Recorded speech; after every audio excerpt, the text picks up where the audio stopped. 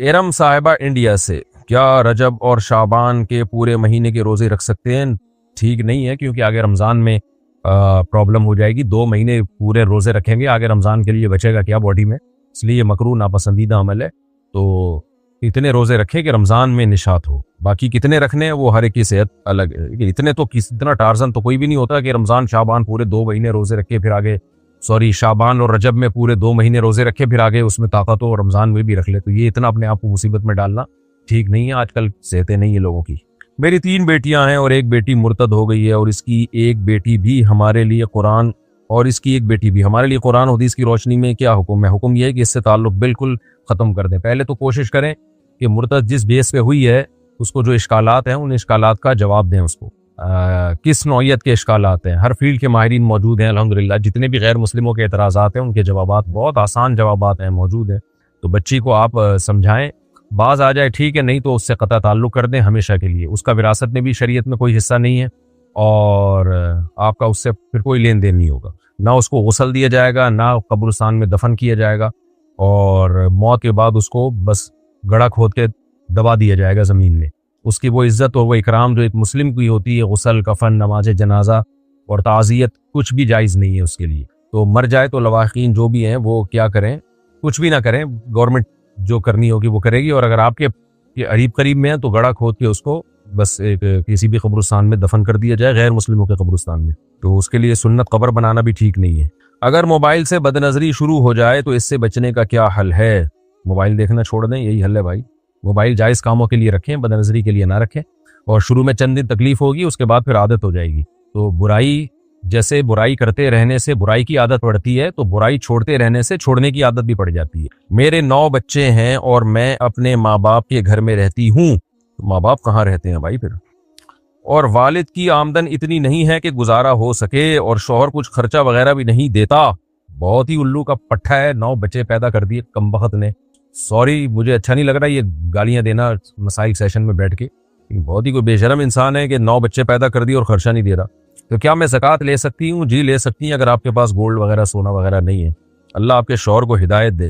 باقی یہ بچے تھوڑے سے بڑے ہو جائیں گے نا، بیٹے خاص طور پہ، تو پھر انشاءاللہ آپ کی غربت دور ہو جائے گی. یہ وقتی آزمائش ہے. ظاہر ہے 9 بچے ہیں تو پہلا والا کچھ قریب البلوغ بھی تو ہوگا نا، بلوغت کے قریب ہوگا. تو میں فیوچر کی آپ کو خوشخبری سناتا ہوں، انشاءاللہ یہ بیٹے آپ کو کما کے دیں گے. کیونکہ اولاد کی کثرت یہ بہرحال رزق کی تنگی میں دوری کا ذریعہ ہے، رزق کی تنگی میں کمی کا ذریعہ ہے. قرآن و سنت سے ہمیں یہ پتہ چلتا ہے. تو وقتی آزمائش ہے. تو دیکھیے جب بیٹے آپ کے بڑے ہوں گے نا انشاءاللہ، تو سب سے زیادہ آمدن آپ ہی کی ہوگی انشاءاللہ. ایک مرد نے اپنی سالی سے رضامندی کے ساتھ استغفر اللہ بدکاری کی، اور اب ان کے بچے ایک دوسرے کو پسند کرتے ہیں اور شادی کے لیے بضد ہیں، تو کیا ان کی شادی ہو سکتی ہے؟ بچوں کی شادی تو ہو سکتی ہے آپس میں، کیونکہ حرمت مصاہرہ میں یہ ہوتا ہے کہ جس سے زنا کیا ہو اس کے اصول اور اس کی اولاد سے یہ زانی نکاح نہیں کر سکتا، اور جس نے زنا کیا وہ بھی اس کی اولاد اور اس کے اصول سے نکاح نہیں کر سکتا. دونوں کی اولادیں آپس میں نکاح کر سکتی ہیں، لیکن اللہ ہدایت دے، اتنا بڑا کبیرہ گناہ ہے یہ، خاص طور پہ سالی کے ساتھ بدکاری کرنا. بس آخرت کا خوف ختم ہو گیا ہے، آگ ہی آ گیا آخرت میں. نبی صلی اللہ علیہ وسلم نے فرمایا جو زنا کرنے والے، معراج کی رات میں آپ نے دیکھا کہ ننگے مرد اور ننگی عورتوں کو آگ میں جلایا جا رہا ہے، انہی برہنہ جسموں کے ساتھ، اور آگ کے شعلوں کے ساتھ وہ اوپر اٹھتے ہیں. تو آپ نے جبریل سے پوچھا کون لوگ ہیں؟ جبریل نے فرمایا کہ آپ کی امت کے زنا کرنے والے مرد اور زنا کرنے والی عورتیں. اسی طرح اللہ نے ان کو اٹھا کے آگ میں پھینک دیے. اور سالی کا بہنوئی کے ساتھ زنا کرنا تو اپنی بہن کے ساتھ بھی ایک بے وفائی ہے. بہن جیسا پیارا اور خوبصورت رشتہ، اس کے ساتھ بھی ناانصافی ہے کہ یعنی یہ تو ڈبل گناہ ہے، دگنا درد دگنا گناہ ہے یہ.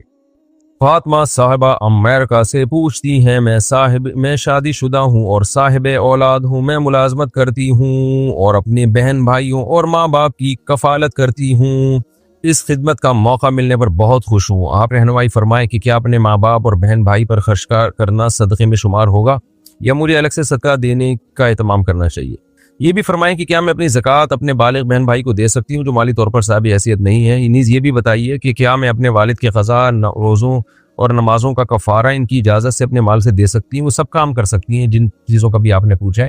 اور جو شریعت میں رشتہ داروں پہ جو خرچ کرنے کا صدقہ ہے نا، اس میں 2 ثواب ملتے ہیں، حدیث میں آتا ہے، صدقے کا ثواب بھی اور رشتہ داری جوڑنے کا ثواب بھی. تو اللہ آپ کو اور توفیق دے, آپ کے مال میں اللہ تعالیٰ اور برکت دے. لیکن ہمیں رشتہ داروں پہ بھی خرچ کرنا چاہیے, لیکن دوسرے جو دیگر شریعت کے مصارف ہیں نا, جہاں شریعت نے بتایا اگر وہاں ضرورت ہو تو وہاں بھی خرچ کرنا چاہیے. جیسے دین کی تبلیغ کے لیے, یا کوئی آپ کو بہت زیادہ ضرورت مند مل جاتا ہے جو بیچارہ کھانے پینے کا محتاج ہے, جبکہ رشتہ داروں کو آپ نے دیکھا کہ کھانا پینا ان کو اچھا مل رہا ہے, تو پھر اس مسکین کو ترجیح دینی چاہیے ایسے موقع. یعنی اگر رشتہ داروں کا پیٹ بھرا ہوا ہے, ان کو بہت زیادہ ضرورت نہیں ہے, اور کسی ایسے فرد کو بہت زیادہ ضرورت پڑ جاتی ہے کہ آپ نے اس کی ضرورت پوری نہ کی, تو وہ تو بالکل ہی حالت اس کی غیر ہو جائے گی. تو پھر ایسے موقع پہ شریعت ضرورت مند کو ترجیح دیتی ہے رشتہ داروں پہ. نارملی تو رشتہ دار ہی کو ترجیح دینی چاہیے. انصاری حفظ الرحمان مالیگاؤں مہاراشٹر سے, مفتی صاحب یوٹیوب پر خواب کی تعبیر دیکھ سکتے ہیں یا نہیں؟ بہت سے مولانا یوٹیوب پر خواب کی تعبیر بتاتے ہیں, یہ تعبیریں دیکھنا کیسا ہے؟ ہمیں آپ کی طرف سے ہمارے پہلے سوال کا جواب ملا مفتی صاحب, بہت خوشی ہوئی, دل سے دعا ہے کہ اللہ تعالیٰ آپ پر سلامتی اور رحمت نازل فرمائے. آپ لوگ میری دشمنیوں میں اضافہ کر رہے ہیں, عاملوں کے خلاف بلوا کے میں بہت بولتا ہوں عاملوں کے خلاف, اور انشاءاللہ مرتے دم تک بولتا رہوں گا. اکیلا ہی بول رہا ہوں, کوئی اور بھی بولے تو میں چپ ہو جاؤں نا. اسی طرح یاد رکھیں یوٹیوب پہ جو خوابوں کی تعبیروں کے دھندے شروع کیے ہیں نا, ان میں بھی ڈرامے بازی ہے. خواب کی تعبیر اتنی ہلکی بات نہیں کہ پورے چینل کھول کے خواب آ رہے ہیں اور تعبیریں پارسل کرنا شروع کر دی. اتنا ہلکی بات نہیں ہے. اس کا تعلق ہے ذہنی فراست سے. بعض لوگوں کو اللہ نے غیر معمولی فراست دی ہوتی ہے, لیکن ایسی فراست کسی کے پاس نہیں ہوتی کہ ہر وقت جو بھی فون کر رہا ہے خواب کی تعبیر آپ اس کو بتائے جا رہے ہیں. یہ نہیں ہوتا, اس میں بہت سوچنا پڑتا ہے, بہت کچھ اللہ کی طرف سے بھی بعض دفعہ مدد ہوتی ہے انسان کی. تو کبھی کبھار کوئی خواب کسی کو بہت ہی عجیب سا آ جائے اور اس کو لگے کہ یہ کچھ ایسا ہے جس کی کوئی تعبیر ہوگی, تو پھر وہ کسی صاحب فراست بزرگ کے پاس جائے, تو وہ بزرگ اس کے سارے حالات کو دیکھتے ہیں اور اس میں غور و فکر کرتے ہیں. اس کے بعد جو ہے اس کی تعبیر متعین کی جاتی ہے. یہ اتنا آسان عمل ہوتا تو اللہ نے یوسف علیہ السلام کو معجزے کے طور پہ نہ دیا ہوتا. یوسف علیہ السلام کا تو معجزہ تھا. تو معجزہ کسے کہتے ہیں؟ وہ کام جو عام پبلک نہیں کر سکتی. تو جو خواب کی تعبیر بتاتے تھے وہ درست نکلتا تھا. تو ایسے تھوڑی کہ جو بھی اٹھے یوٹیوب پہ پورا چینل بنا لے. اور اکثر میں نے دیکھا جن لوگوں نے چینل بنائے وہ دیکھیں, دو کام جو ہے نا, خوابوں کی تعبیروں کا دھندا اور روحانی ٹوپی ڈرامہ, یہ دو کام وہی لوگ کریں گے جو نہ ان کے پاس کوئی ہنر ہے, نہ ان کے پاس دین یا دنیا کی ایجوکیشن ہے. اب وہ معاشرے کے بیکار ترین فرد ہوتے ہیں, کچھ بھی نہیں آتا, تو کار آمد ترین فرد بننے کے لیے جن چڑیل بھوت یا خوابوں کی تعبیر یہ کام شروع کر دیتے ہیں. تو اتنی عزت ہوتی ہے ان کی, اور ایسے لوگ ان پہ ٹوٹتے ہیں تو وہ بھی ہنستے ہیں کہ یار دیکھو ہم نے تمہیں الف بے پے تے ٹے سے جیم ہے, جیم اور ہے کے درمیان والا لفظ آپ خود ایڈ کر لیں, ہم نے تمہیں یہ بنا دیا اور تم الحمدللہ طبیعت سے بن گئے. تو اس لیے آپ جو ہے یہ نہ بنے, ہے سے پہلے والا لفظ نہ بنے. آپ اپنے اوقات کو, اپنے پیسوں کو, اپنی صلاحیتوں کو ان لوگوں پہ ضائع نہ کریں. یہ وہمی بنا دیں گے آپ کو, یہ آیا تو یہ خواب آیا تو یوں ہو رہا ہے, یہ خواب آیا تو یوں ہو رہا ہے. تو باقی کوئی اچھمبے کا عجیب سا کوئی کبھی خواب آ جائے, آپ کو لگے, جب بہت ہی تگڑا خواب آتا ہے نا تو انسان کو محسوس ہوتا ہے کہ یار اس کی کوئی تعبیر ہوگی, ورنہ نارملی تو پراگندہ خیالات ہوتے ہیں جو آتے رہتے ہیں, حالات کی وجہ سے الٹے پلٹے خیالات آتے رہتے ہیں خوابوں میں, تو اس کی کوئی تعبیریں نہیں ہوتی. تو کبھی آ جائے تو کوئی جس کو اپنے علاقے میں دیکھے نا, کوئی ذہین ہے, کوئی عالم ہے جن کو اللہ نے غیر معمولی فراست دی ہے, ان سے جا کے اپنے خواب کو پیش کریں ان کے سامنے, اور وہ پھر جو تعبیر بتائیں. تو پھر خواب جو ہے نا, جو تعبیر اس کی بتائی جاتی ہے پھر ہوتا بھی ویسے ہی. اگر کوئی صحیح صاحب فراست تعبیر بتائے تو بس اتنا کافی ہے. باقی اپنی جاگتی حالت کو زیادہ فوکس کریں. سوتے میں کیا دیکھ رہے ہیں اس کو نہیں, جاگتے میں کچھ الٹا سیدھا نظر آ رہا ہے تو پھر مجھے بھی بتائیں آپ. تو جاگتے میں اگر صحیح نارمل حالت چل رہی ہے تو پھر سیٹ ہے سر. میرا مسئلہ یہ ہے کہ غسل میں اگر ناک کے اندر 3 بار اچھی طرح پانی نہ جائے تو کیا ہم 3 بار سے زیادہ پانی ڈال سکتے ہیں؟ نہیں ڈال سکتے, کیونکہ وہم بڑھے گا آپ کا, اور جو ہے پوری ٹینکی خالی ہو جائے گی. جس کا 3 بار میں بھی پانی نہ جائے نا ناک میں, اس کا مطلب اس کا واٹر پروف ناک ہے اس کی, اب یہ نہیں جا سکتا. شریعت نے 3 بار رکھا ہی اس لیے کہ 1 بار میں بعض دفعہ نہیں جاتا, 2 بار ہو جائے گا, 3 بار ہو جائے گا, بس 3 بار کافی ہے. اسی میں ہو جائے تو ہو جائے. ہاں کسی کو وہم کی بیماری نہیں ہے اور غلطی سے اس کی ناک میں یوں پانی لے جا رہا تھا, بعض دفعہ کونی ادھر لگ گئی, پانی گر گیا, پھر اس کو شک ہوتا ہے کہ یار پانی پہنچا نہیں, وہ 3 بار سے زیادہ کر لے. لیکن نارمل آدمی کو اس کی اجازت نہیں ہے. آج کل وہم کے پیشنٹ بہت زیادہ ہیں اور بہت بڑھتے ہی چلے جا رہے ہیں. تو 3 دفعہ میں بھی جس کمبخت کی ناک صاف نہ ہو, اس کا مطلب یہ سروس اسٹیشن جائے اور وہاں جا کے صاف کروائے. پاکستان سے کسی نے پوچھا میں نے پہلے جاندار چیزوں کی پینٹنگز بنائی ہوئی تھی مگر اب حرام ہونے کا پتہ چلا تو حلال پینٹنگ بنانا چاہتی ہوں، لیکن جو پہلے بنائی ہوئی ہیں ان کا کیا کرنا چاہیے؟ اور اگر ان غیر پتہ نہیں کیا لکھا ہوا یہ لکھ دیا جائے تو کیا ان پینٹنگز کی معافی مل سکتی ہے؟ اور اگر کسی جانور کی پینٹنگ بنا کر اس پر غیر الحیہ واللہ عالم یہ کیا لکھا ہوا ہے انہوں نے لکھ دیا جائے تو کیا وہ بھی شرک ہوگا؟ جاندار کے چہرے کی جو آپ نے پینٹنگ بنائی ہے اس کو مسخ ہی کرنا پڑے گا، آئندہ بھی نہ بنائیں، اور جو پہلے بنا چکی ہیں ان کے چہروں کو آپ مٹا دیں تو ورنہ، کیونکہ نبی صلی اللہ علیہ وسلم نے تصویر کے مٹانے کا حکم دیا، بخاری مسلم کی حدیث ہیں۔ حضرت علی کو باقاعدہ اس مشن پہ بھیجا تھا مدینہ میں آپ صلی اللہ علیہ وسلم نے، مدینہ شہر میں، کہ جہاں کوئی تصویر نظر آئے مٹا دو اس کو۔ تو اسلام میں شدید ضرورت کے بغیر آپ نے مثال یعنی جو پرنٹڈ تصویر ہے وہ نہیں رکھ سکتے آپ۔ نبی صلی اللہ علیہ وسلم نے فرمایا ان من اشد الناس عذابا یوم القیامۃ المصورون، سب سے سخت ترین عذاب تصویر بنانے والے کو ہوگا، تو اس سے اجتناب کریں۔ بنت ایوب یوں کیسے؟ میرے بھائی نے اپنے سالے کی بیٹی گود لی تھی، اب اس بچی کی شادی ہو رہی ہے، اب نکاح نامے پر اگر وہ میرے بھائی کا نام ولدیت کے طور پر لکھ دے تو کیا نکاح صحیح ہوگا، یا ولدیت پر کوئی بھی نام نہ لکھیں تو کیا یہ صحیح ہوگا؟ جبکہ اس بچی کے والدین حیات ہیں اور میرے بھائی کا انتقال ہو چکا ہے۔ بچی کے اوریجنل ابا کا نام لکھنا پڑے گا تمام ڈاکومنٹس میں بھی اور نکاح نامے میں بھی۔ یہ بہت بڑا گناہ ہے کہ ابا کا نام ہی نہ لکھا جائے یا ابا کے علاوہ کسی اور کا نام لکھ دیا جائے، قرآن نے صاف طور پر اس سے منع کیا ہے۔ محمد شعیب چاندپور بجنور انڈیا سے، غیر محرم لڑکی کا موبائل میں فوٹو دیکھنا کیسا ہے جبکہ وہ اس دنیا سے رخصت ہو گئی ہو؟ ٹھیک نہیں ہے بھائی، کیوں لڑکی کا فوٹو دیکھ رہے ہیں آپ بلا وجہ؟ سعد احمد میاں چنو سے، کیا قرآن مجید کا صرف اردو ترجمہ شائع کر سکتے ہیں؟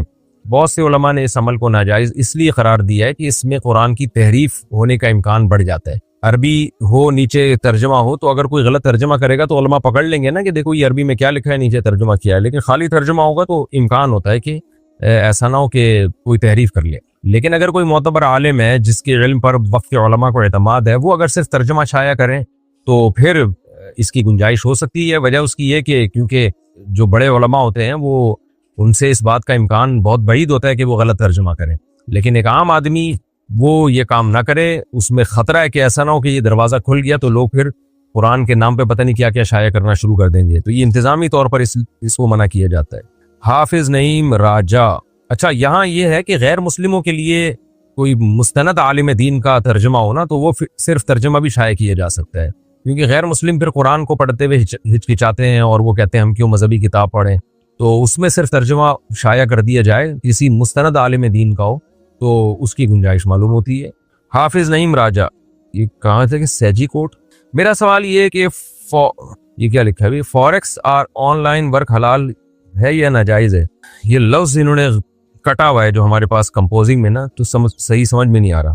دیکھیں آن لائن کوئی بھی کاروبار ہو، بہت ساری ایپس آ رہی ہیں، بہت سارے کاروبار کے طریقے آ رہے ہیں، تو بار بار میں یہ بات بتاتا ہوں کہ آن لائن بزنس میں چند چیزوں کا خیال کریں۔ اگر کوئی چیز بیچنی ہے تو اپنے یا اپنے کسی نمائندے کے قبضے میں لائے بغیر نہیں بیچ سکتے، پہلی بات۔ نمبر دو پارٹیوں کے درمیان بیچنے کا کمیشن لے سکتے ہیں، لیکن پھر اس میں بیچنے والے آپ نہیں ہوگے۔ آپ یہ کہو گے فلاں بیچ رہا ہے، تم خرید رہے ہو، میں تمہیں ارینج کر کے یہ چیز دلوا دوں گا، تو پھر یہ کمیشن ہوگا، لیکن وہ چیز پھر آپ کے زمان میں نہیں ہوگی۔ آپ وہاں سے لے کے جب تک وہ بندہ قبضہ نہیں کر لیتا وہ ہلاک ہو گئی تو کمپنی کا نقصان ہوگا، آپ کا نقصان نہیں سمجھا جائے گا۔ اور اگر بیچنے کے لیے آپ لے رہے ہو تو میں نے جیسے پہلے نمبر پہ بتایا کہ اپنے قبضے میں لیں، اس دوران ہلاک ہو گئی تو آپ کا نقصان ہے، قبضے میں آنے کے بعد پھر آپ آگے بیچیں۔ اور تیسری صورت یہ ہوتی ہے کہ بیچنے کا وعدہ کر لیں، جو سب سے آسان صورت ہے۔ آپ بتائیں یہ پروڈکٹ ہے مارکیٹ میں اتنے کی دوں گا، بتاؤ تم لینا چاہتے ہو، انٹرسٹڈ ہو تو مجھے بتاؤ۔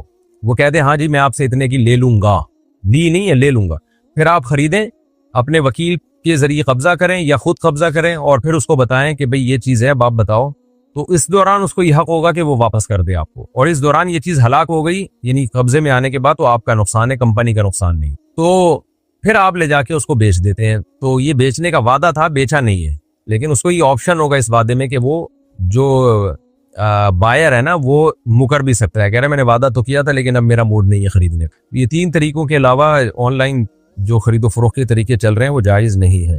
انڈیا سے نے پوچھا میرے بابا میرے بھائی کی شادی خالہ کی بیٹی سے کرنا چاہتے ہیں لیکن میرا بھائی نہیں کرنا چاہتا، وہ زبردستی کر رہے ہیں، کیا ایسا کرنا درست ہے؟ زبردستی نہیں کر سکتے بھائی، کسی کی شادی زبردستی کریں گے وہ بیوی سے محبت نہیں کرے گا، اس کو بوجھ سمجھے گا، تو بڑے مسائل کھڑے ہوتے ہیں اس میں۔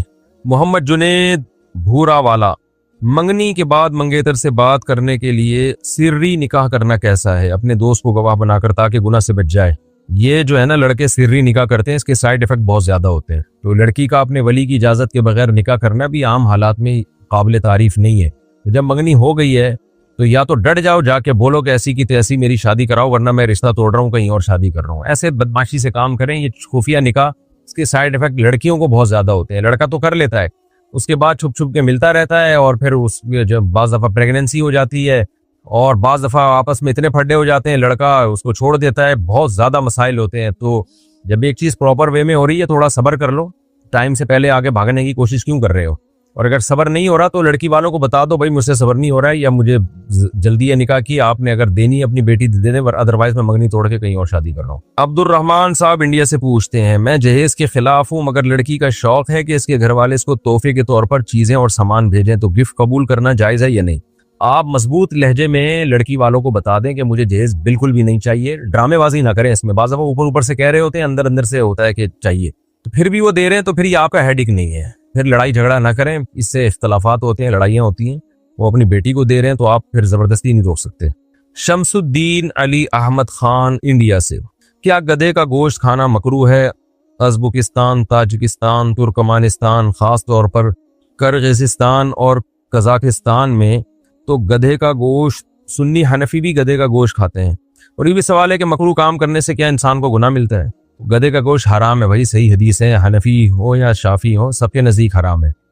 لاہور میں کھلایا گیا تھا، وہ بھی غلطی سے، جان کر وہاں بھی نہیں کھایا گیا ہے، تو حرام ہے، ناجائز ہے، نہیں کھائے گدھے کا گوشت، کوئی مکروہ نہیں ہے۔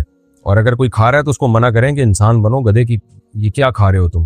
فہد صاحب کوئٹہ سے، کچھ عرصے قبل ایک مسجد میں موجود تھا، مغرب کی نماز کے بعد پہلے بیان ہوا، پھر نعت پڑھی گئی، اس کے بعد اندھیرا کر کے کلمہ طیبہ وغیرہ کا زور زور سے ورد کیا گیا۔ بدعتی تو ایسا کرتے ہی ہیں، کیا اہل حق علماء کے نزدیک بھی ایسا کرنا درست ہے؟ دیکھیں، مسجدوں میں اس طرح اوپنلی اندھیرا کر کے اجتماعی ذکر کرنا یہ بلا شبہ بدعت عمل ہے، کیونکہ مسجد میں جب عام پبلک آئی ہوئی ہے تو آپ ان کو وہی طریقہ بتائیں جو سنت سے ثابت ہے۔ تو یہ طریقہ اجتماعی ذکر، اس طرح سے لوگوں کو اکٹھا کرنا اور پھر جہرن ذکر کروانا، یہ اجتماعی حیت ہی ہے، تداعی ہو رہی ہے نا اس میں۔ کوئی بھی اجتماعی عبادت آپ علی سبیل تداعی نہیں کر سکتے۔ علی سبیل تداعی کا مطلب ہوتا ہے لوگوں کو باقاعدہ پراپر بلا کے اعلان کر کے۔ اس کی مثال ایسے جیسے عشراء کی نماز 2 رکعت پڑھتے ہیں لوگ، تو ہر آدمی اپنے طریقے سے پڑھ رہا ہوتا ہے، اگر امام اعلان کرے تمام حضرات سے گزارش ہے آ جائیں جی عشراء کی جماعت ہو رہی ہے، یہ بدعت عمل بن جائے گا۔ تراویح رمضان میں ہے کہ آپ رمضان میں نوافل 20 رکعتیں پڑھتے ہیں اعلان کر کے، لیکن رمضان جیسی گزرے گا امام صاحب اعلان کریں کہ بھی آ جائیں جی تمام حضرات، ہم 10 رکعتیں یا 20 رکعتیں یا 30 رکعتیں ہم جماعت سے پڑھ رہے ہیں، تو یہ بدعت عمل کہلائے گا۔ تو اسی طرح ذکر کو بھی اس طرح سے کرنا کہ لوگوں کو جمع کرنا، بلانا، اور پھر ان کو اکٹھا بٹھا کے زور زور سے ذکر کروانا، یہ بھی بلا شبہ بدعت عمل ہے، جس کا خیر القرون میں کوئی ثبوت نہیں ملتا۔ البتہ اگر کوئی مرید اپنے جو کوئی شیخ و مرشد جو ہے اپنے مریدوں کو ذکر کی عادت ڈالنے کے لیے بلائے، خاص مریدوں کو، اوپنلی نہ ہو ایسے کہ بھائی کھلے عام سب کو دعوت دی جا رہی ہے، وہ اگر بلائے اور بٹھا کے ذکر کروائے تو اس کی گنجائش ہے، لیکن وہ بھی احتیاط یہ کریں کہ مسجد میں نہ ہو، کیونکہ لوگ اس کو سنتی سمجھتے ہیں۔ پھر اس کی مثال ایسے ہے جیسے اجتماعی قرآن خوانی تو بدعت عمل ہے، تمام علماء لکھتے ہیں بدعت عمل ہے اجتماعی قرآن خوانی۔ آپ کیا کر رہے ہیں؟ اعلان کر رہے ہیں کہ فلاں کا انتقال ہو گیا، تمام حضرات آئیں، ان کے ثواب کے لیے ہم قرآن پڑھیں گے، تو ابتدائی ہو رہی ہے نا، قرآن جس نے جہاں پڑھنا ہے پڑھ لے۔ لیکن مدرسوں میں اکثر ایسا ہوتا ہے کہ طلبہ کو کہا جاتا ہے بھائی عشاء کی نماز کے بعد تلاوت ہوگی، سب طلبہ اکٹھے ہو جائیں۔ وجہ کیا ہے کہ طلبہ استاذوں کے شاگرد ہیں، تو طلبہ کو تلاوت کا عادی بنانا ہے، تو عادی بنانے کے لیے تو ان کو بلایا جاتا ہے کہ بھئی آپ بیٹھیں تاکہ ناغہ نہ کریں۔ گھروں میں بھی ہم نے دیکھا ہے نا، جیسے ماں باپ جو ہے وہ ایک نظام بنا کے دیتے ہیں بچوں کو، بھئی صبح سب نے فجر کی نماز کے بعد تلاوت کرنی ہے۔ ہمارے گھر میں بھی الحمدللہ ہمارے والد صاحب نے یہ معمول بنایا ہوا تھا، میرے بڑے بھائی جو ہے ہم سب کو فجر کی نماز کے بعد لے کے بیٹھتے تھے، سب آ جاؤ بھئی، ہم سب قرآن لے کے بیٹھ جاتے تھے۔ تو یہ بھی اجتماعی ہے، لیکن یہ اس میں داخل نہیں ہے، یہ تربیت کے لیے ہے کہ بھئی ان کو پابند بنایا جائے، ان کو قرآن کی عادت ڈالی جائے۔ تو ایسے ہی شیخ و مرشد جو صحیح شیخ ہوتے ہیں، میں جاہل پیروں کی بات نہیں کر رہا، بدعتی پیروں کی بات نہیں کر رہا، جو واقعی اللہ والے ہوتے ہیں، متبع سنت ہوتے ہیں، وہ بعض دفعہ اپنے مریدوں کو ذکر کی عادت ڈالنے کے لیے وہ جمع کرتے ہیں خانقاہ میں یا مسجد میں، ایسے ٹائم پہ جب پبلکلی لوگ وہاں نماز پڑھنے کے لیے نہ آئے ہوئے ہوں، ورنہ پھر وہی بدعت کی تائید ہو جائے گی اس سے۔ تو ایسے وقت میں ان کو جمع کیا اور ان کو اپنی موجودگی میں ذکر کروایا، اور بلند آواز سے اس لیے نہیں کروایا کہ یہ سنت ہے، بلکہ اس لیے تاکہ ان کا دھیان لگے ایک دفعہ، جب دھیان صحیح طرح سے لگ جاتا ہے پھر وہ چھڑوا دیا جاتا ہے یہ انداز۔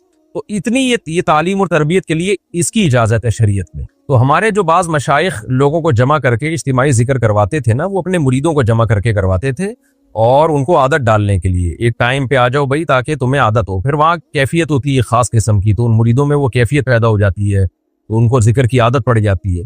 تو یہ تعلیم و تربیت کی حد تک تو یہ درست ہے، بشرطے کہ یہ بدعت کا ذریعہ بھی نہ ہو اور اس کو سنت بھی نہ سمجھا جائے۔ ہوتا یہ ہے کہ تصوف میں جب اس طرح کے کام کروائے جاتے ہیں نا، تو پھر قرآن و سنت کا لیبل لگا دیا جاتا ہے اس کے اوپر کہ نبی سے یہ ثابت ہے۔ بھائی نبی سے ثابت نہیں ہے، سیدھی سی بات ہے۔ نبی صلی اللہ علیہ وسلم نے جو فضیلت بیان کی ہے وہ جہری ذکر کی بیان نہیں کی ہے، وہ سری ذکر کی بیان کی ہے۔ اور یہ جو حدیث ہے کہ اللہ کا ذکر ایسے کرو کہ لوگ تمہیں دیوانہ سمجھیں، تو حدیث کا مطلب جب بھی بیان کیا جائے گا وہ صحابہ اور نبی کے عمل ہی کو دیکھ کے بیان کیا جائے گا۔ تو کیا نبی سے اس حدیث کا یہ مطلب ثابت ہے کہ آپ نے ایسے زور زور سے ذکر کیا اور صحابہ نے بھی اجتماعی محفلیں لگائیں اور ہا ہو جو مسجدوں میں ایک شور شرابہ ہو رہا ہوتا ہے، اور اس بیس پہ لوگ ان کو دیوانہ سمجھنا شروع کر دیا ہو؟ ظاہر ہے ایسا بالکل بھی نہیں ہے۔ تو نبی نے جو یہ فرمایا نا کہ اللہ کا ذکر اتنی کثرت سے کرو، مطلب یہ ہے کہ اللہ کی محبت میں اور اللہ کی اطاعت میں اتنے جت جاؤ کہ لوگ سمجھیں کہ یہ پاگل ہے۔ تو آج بھی کوئی بھی دین پہ پراپر اور 100% چلتا ہے تو لوگ اس کو پاگل ہی سمجھ رہے ہوتے ہیں، حالانکہ ہوتے خود وہ پاگل ہے۔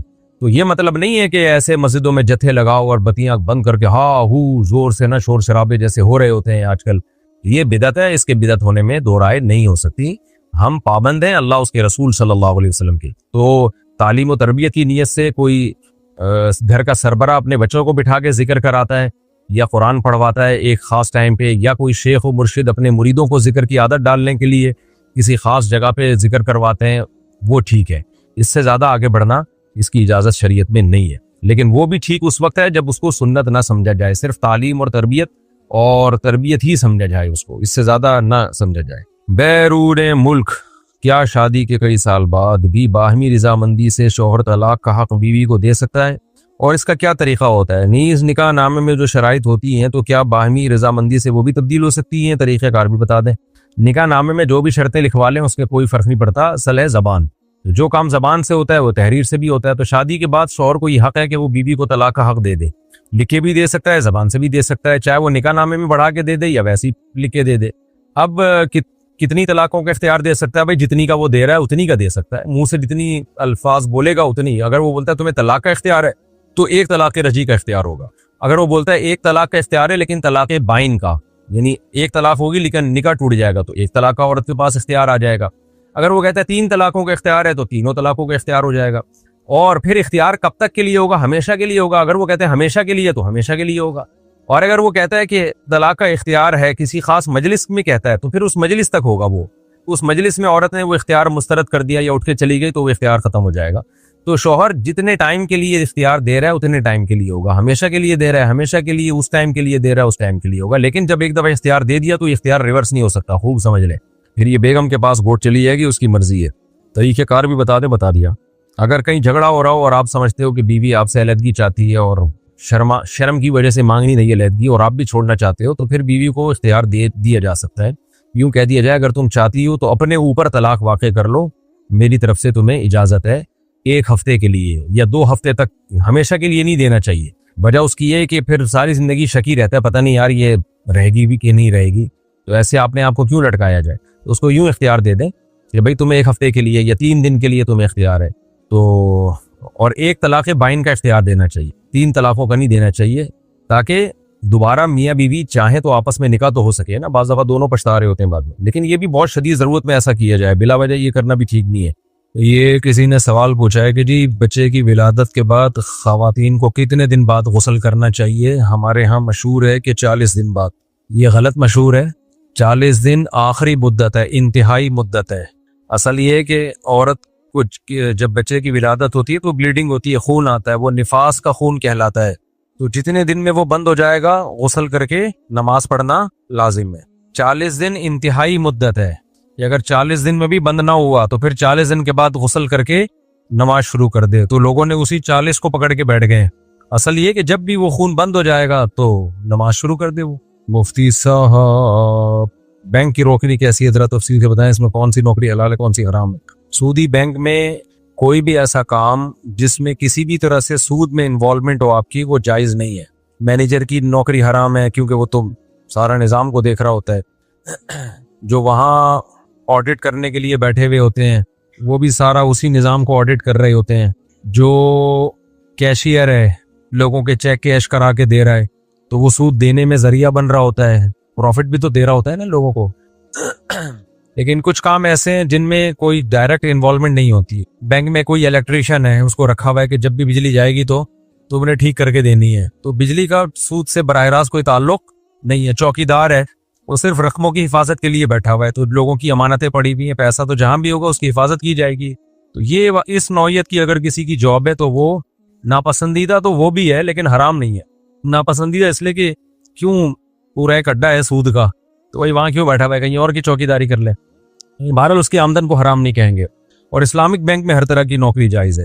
اچھا، یہاں ایک اور بات میں آپ سے عرض کروں. لوگ نا بہت مسئلہ کرتے ہیں، سفر میں ملتے ہیں، پڑھے لکھے ہوتے ہیں، وہ کہتے ہیں آپ نے اسلامک بینک کی جاب کو جائز قرار دیا، اس میں تو یہ اشکال ہے، اس میں تو یہ اشکال ہے. میں ان کو اشکال کا جواب دیتا ہوں، پھر وہ بحث کرتے ہیں، لامتناہی بحث شروع ہو جاتی ہے.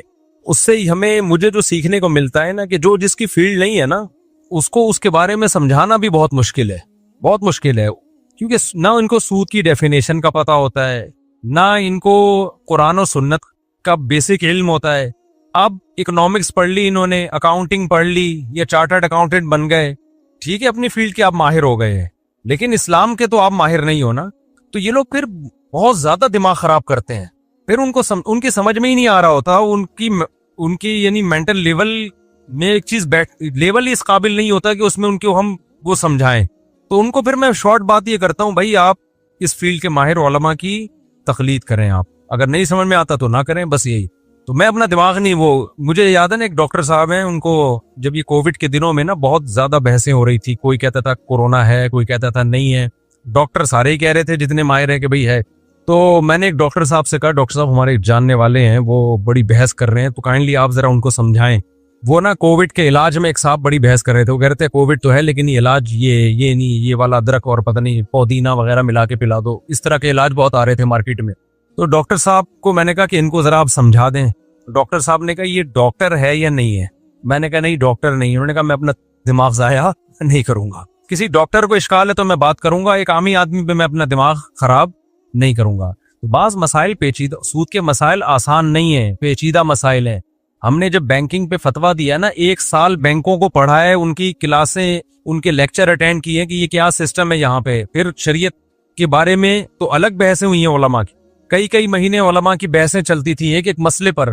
بینکنگ کے لیے جو نظام وضع کیا نا، معایر شرعیہ کے نام سے اتنی موٹی کتاب ہے وہ، اور ہے بھی پوری انگلش اور عربی میں. پہلے تو عربی میں، پھر اس کا انگلش میں، اردو میں تو ہے ہی نہیں جہاں تک میری معلومات کے مطابق. تو وہ عربی میں معایر ہیں.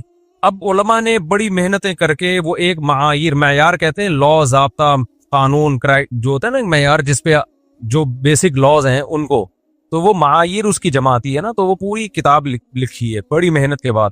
تو اب یہ کہ اتنی محنت ہوئی ہے ایک چیز پر اور ایک پوری کتاب وجود میں آئی ہے، وہ شرعی ایڈوائزر کو دی جاتی ہے. اب وہ نئی تحقیقات نہیں کر رہے تھے شرعی ایڈوائزر، بلکہ وہ کیا کرتے ہیں کہ جب بھی کوئی مسئلہ آتا ہے تو وہ اس میں دیکھتے ہیں کہ بھائی یہ اس میں کس لا کے تحت اس کی اجازت ہے اور اجازت ہے یا نہیں ہے. وہ بھی اب اتنا نہیں ہے کہ دوبارہ سے تحقیقات ہی کرتا رہے بیٹھ کے. اب ہر دوسرے دن کوئی نہ کوئی عامی آدمی آ رہا ہے کہ جی آپ نے بینکنگ کو کیسے حلال کر دیا، اس پہ کیا ہے. ہم بیٹھ کے اس کو سمجھاتے رہے، اس کے سمجھ میں آ نہیں رہا ہوتا. پھر وہ کہتا ہے آخر میں جب کچھ نہیں بنتا نا تو وہ کہتے ہیں کان ادھر سے پکڑو ادھر سے پکڑو، بات ایک ہی ہے. پھر ہم یہ بھی سمجھا رہے ہوتے ہیں کہ کان ادھر سے پکڑو ادھر سے ہے، لیکن ادھر سے کان ہم پکڑ رہے ہیں، اس میں پکڑ ہی نہیں رہے کان. ٹھیک ہے. تو یہ جو قرآن مجید میں اللہ کا حکم ہے نا، فَاسْأَلُوا أَهْلَ الذِّكْرِ إِن كُنتُمْ لَا تَعْلَمُونَ، تمہیں کسی مسئلے کا علم نہیں ہے تو اہل علم سے پوچھو. کیا مطلب؟ پوچھو اور جو جواب ملتا ہے اس پر عمل کرو. اس کو اندھی تقلید نہیں کہتے. اندھی تقلید اس کو کہتے ہیں کہ جس سے پوچھ رہے وہ خود ماہر عالم نہیں ہے، یا ماہر عالم تو ہے لیکن 2 نمبر آدمی ہے. آپ کو اعمال سے پتا چل گیا کہ یہ بندہ 2 نمبر ہے، پھر بھی اس کے پیچھے چل رہے ہو، تو یہ اندھی تقلید ہے. لوگ کہتے ہیں نا بھائی تحقیق کرو. شریعت میں 2 طرح کے مسائل ہیں، کچھ اتنے واضح ہیں کہ 2 اور 4 کی طرح ہیں، کچھ پیچیدہ علوم ہیں. اس کے لیے آپ کو 8-10 سال مدرسوں میں پڑھنا پڑے گا، پراپر علم حاصل کرنا پڑے گا. نہیں پڑھتے تو پھر کسی پڑھے ہوئے کو فالو کرنا پڑے گا آپ کو. اس کے علاوہ آپ کے پاس کوئی آپشن نہیں ہے. یہاں اکثر لوگ کہتے ہیں یہ دین مولویوں کی اجارہ داری ہے, مولوی ٹھیکیدار بن گئے ہیں. بھائی دین میں کسی کی اجارہ داری نہیں ہے, واقعی نہیں ہے. تبھی ہم کہتے ہیں جو بھی آئے گا ہم اس کو پڑھائیں گے, لیکن پڑھے تو صحیح نا. ہم یہ تھوڑی کہہ رہے ہیں مخصوص طبقہ مدرسے میں پڑھ سکتا ہے, باقی کوئی نہیں پڑھ سکتا. پھر ہم کہتے ہیں چند لوگوں نے قبضہ کر لیا ہے. اس کی مثال ایسے جیسے آپ کلینک کھول کے بیٹھ گئے, لوگوں کا علاج آپ نے شروع کر دیا, گورنمنٹ آپ کو اٹھا کے لے گئی, بھائی ڈاکٹر علاج کرے گا. آپ کو علاج پہ ڈاکٹروں کی ٹھیکیداری ہے, ڈاکٹر نے ٹھیکیدار کیا, تو گورنمنٹ کیا کہے گی, نہیں بھائی ڈاکٹر ٹھیکیدار نہیں ہے, میڈیکل کالج میں کوئی بھی داخلہ لے سکتا ہے, آپ چلے جائیں آپ پڑھ لیں. تو کس نے منع کیا ہے؟ اب یہ لوگ نہ مدرسوں میں جا کے پڑھتے ہیں, نہ یونیورسٹیوں میں پراپر دین کا علم حاصل کرتے ہیں, اور پھر جب جہالت میں بکواسات کرنا شروع کرتے ہیں. علماء کہتے ہیں بھائی علماء سے پوچھو, تو کہتے ہیں دیکھو دین پہ ٹھیکیداری کون کس کی ہے, مولویوں نے ٹھیکیدار سمجھ لیا ہے. تو ٹھیکیدار ہم جب سمجھتے ہیں جب ہم کہتے ہیں مدرسے میں آپ, میں تو کالج میں پڑھتا تھا, ایس ایم سائنس کالج میں سیکنڈ ایئر میں پڑھ رہا تھا, میں کالج میں جایا کرتا تھا میں. تو میں جب مدرسے میں گیا کہ میں پراپر عالم بننا چاہتا ہوں, تو مدرسوں والوں نے تو مجھے نہیں کہا کہ دین تو ہمارے تو باپ دادا کا ٹھیکا ہے, یہاں پہ تو کالج سے کدھر سے آ رہا ہے. انہوں نے کہا موسٹ ویلکم, آپ آؤ ہم آپ کو پڑھائیں گے, ہم پراپر وے میں پڑھیں گے. اب آپ بیٹھے ہوئے آپ کے سامنے نئے جو مارکیٹ میں اسکالرز آ رہے ہیں, پڑھنے کی ان کو توفیق ملتی نہیں ہے. 4 کتابیں ادھر سے 4 ادھر سے 4 ادھر سے 6 ادھر سے پڑھ کے فتوے جھاڑنا شروع. پھر جب علماء کہتے ہیں ان سے مت مسئلے پوچھو, یہ غلط گائیڈ کرتے ہیں, تو لوگ کیا کہتے ہیں دین میں کس کا ٹھیکہ آ گیا ہے, ٹھیکیدار بن گئے مولوی لوگ. ہر چیز کو پراپر وے میں آپ کو حاصل کرنا پڑے گا, اس کے بعد آپ مسائل بتانے کے اہل ہیں, اس سے پہلے آپ اہل نہیں ہیں. چھوٹی موٹی باتیں تو وہ تو دین کی سب کو ہی پتا ہوتی ہیں. جب بھی ڈیپ مسائل میں جائیں گے تو یہ بینکنگ کے مسائل اتنے آسان ہوتے ہیں نا, تو اس پہ عرب علماء اور قطر کے علماء اور ملیشیا کے علماء اور مفتی تقی عثمانی صاحب, ان کی کئی مہینوں کی بحثیں تھوڑی ہوتی. آج بینکنگ کے مسائل پہ لوگ یونیورسٹی کے پروفیسر سے پوچھ رہے ہیں کہ سر آپ ہمیں ایکچولی بتائیے گا. ایسے اسکالر سے جن کو پتہ ہی نہیں, الف بے بھی نہیں پتا, ان سے پوچھ رہے ہیں کہ آپ کی نظر میں اسلامک بینکنگ کیا ہے. کوئی پھینک رہا ہے کہ ہاں حلال ہے, کوئی کیا پھینک رہا ہے کہ جائز نہیں. ایک صحافی ہیں, ان سے کسی نے ٹی وی میں سوال کیا یہ اسلامک بینکنگ کیا ہے, کہتے ہیں یہ سب ٹوٹلی ڈرامہ ہے. ابے بھائی تو صحافی ہے, تو تجزیہ نگار ہے, تو عمران خان پہ بات کر, تو مولانا فضل الرحمان پہ بات کر, تو بھائی نواز شریف پہ بات کر, تیرا بینکنگ سے کیا تعلق ہے؟ وہ بھی کیا کہہ رہے ہیں کہ جی یہ بینکنگ, ایک بڑے مشہور صحافی ہے, میں نام نہیں لوں گا, کہہ رہے نہیں میں نے بڑی کتابیں پڑھی ہیں بینکنگ پر. آپ 100 دفعہ بھی پڑھو گے نا پھر بھی فارغ رہو گے, کہ بیسک نالج ہی نہیں ہے آپ کے پاس. اور بیسک نالج تو عربی میں, عربی کے تو 4 لفظ نہیں آتے آپ کو نہ فقہا کے اختلافات کا پتہ ہے, نہ ان کے دلائل کا پتہ کہ کون سے مسائل سود میں اتفاقی ہیں, کون سے اختلافی ہیں, نہ حلال ہیلوں کا پتہ, نہ حرام ہیلوں کا پتہ. سود میں کچھ ہیلے ایسے ہیں وہ اختیار کرو گے سود سے بچت ہو جائے گی, کچھ ہیلے ایسے ہیں کہ وہ سود میں اور پڑ جاؤ گے آپ. مثال کے طور پر حضرت بلال رضی اللہ تعالیٰ عنہ کا مشہور واقعہ ہے نا, اور انہوں نے کھجور, پرانی کھجور نئی کھجور کے بدلے میں خریدی, یا نئی کھجور پرانی کے بدلے میں. وہ واقعہ کیا تھا, میرے طالب علم بیٹھے ہوئے جہاں میں ہمارے شاگرد ہیں ماشاءاللہ, بھائی حضرت بلال کا وہ واقعہ ہے نا.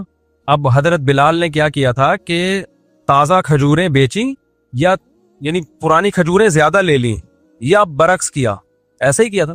تو وہ جو مجھے یہ پتا ہے کیا کیا تھا, مجھے یہ بتا دیں خالی کہ پرانی کھجوریں بیچ کے تازہ لی تھی یا تازہ بیچ کے پرانی لی تھی. اچھی کھجوریں, یہ بیٹھے ہوئے, ہاں یہ ہو گیا, یہ بھی بینکنگ میں ہوتے ہیں میرے شاگرد نے, یہ بھی وزیرستان کے ہیں. اب ہم نے جامعہ میں ان کو بھی پڑھایا ہے, تو اگر ٹھیکیداری ہوتی تو ہم کہتے نہیں کراچی والا پڑھے گا, وزیرستان والا نہیں پڑھے گا, اور کالج والا نہیں پڑھے گا, جس کا بابا مولانا ہوگا اسی کا بچہ پڑھے گا. تو مدارس کے سینے تو بہت کھلے ہوئے ہیں بھائی, بہت کھلے ہوئے سینے ہیں, سب کو مدرسے کہتے ہیں آ جاؤ. اور اگر مدرسوں میں منجن بک رہا ہوتا نا, تو پھر پتہ ہے کیا ہوتا ہے, جو بھی آتے 1 سال میں اندازہ ہو جاتا ہے کہ یہاں کیا بک رہا ہے, منجن. لیکن جو آتا ہے 8 سال پورے کر کے نکلتا ہے, اس کو پہلے سال یہ اندازہ ہو جاتا ہے یہاں منجن نہیں بک رہا.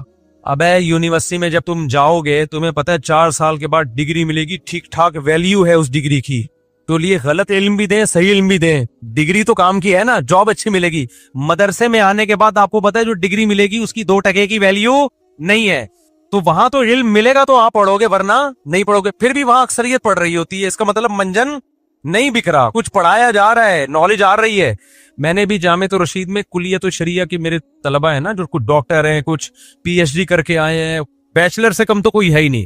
1 سال پڑھا نا جب انہوں نے, ہمارے شاگرد نے, میں نے ان سے کہا آپ بتاؤ یہاں یہ جو مولوی لوگوں کا مدرسہ ہے جامعہ رشید یا دارالعلوم کرنگی, اب آپ کا کیا خیال ہے, یہاں منجن بکتا ہے, الو بناتے ہیں مولوی لوگ؟ کہہ رہے نہیں. میں نے کہا الو بناتے ہوتے تو بھاگ جاتے ہیں نا آپ, تو اگلے سال پڑھنے کے ارادے, کہہ رہے 100% ارادہ ہے بھائی.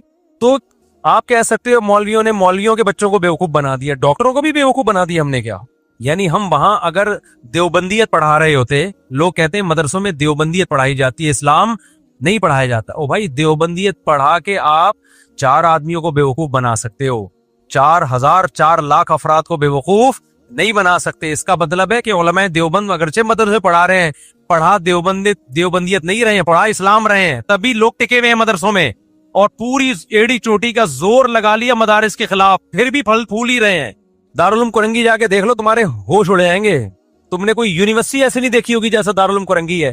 منجن بکرا ہوتا ہے نا, تو اتنی بڑی تعداد میں 8-8 9-9 سال کے لیے طلبہ اپنی جوانی وہاں وقف نہیں کرتے. بنوری ٹاؤن میں چلے جاؤ, بنوری ٹاؤن میں تو اب باہر کے طلبہ کم آ رہے کیونکہ مشرف نے پابندی لگا دی, ورنہ ملیشیا, انڈونیشیا اور تھائی لینڈ, کون سے افریقہ, میں خود ملا ہوں بنوری ٹاؤن میں, بڑے بڑے یعنی پوری دنیا سے لوگ آ رہے تھے علم حاصل کرنے کے لیے.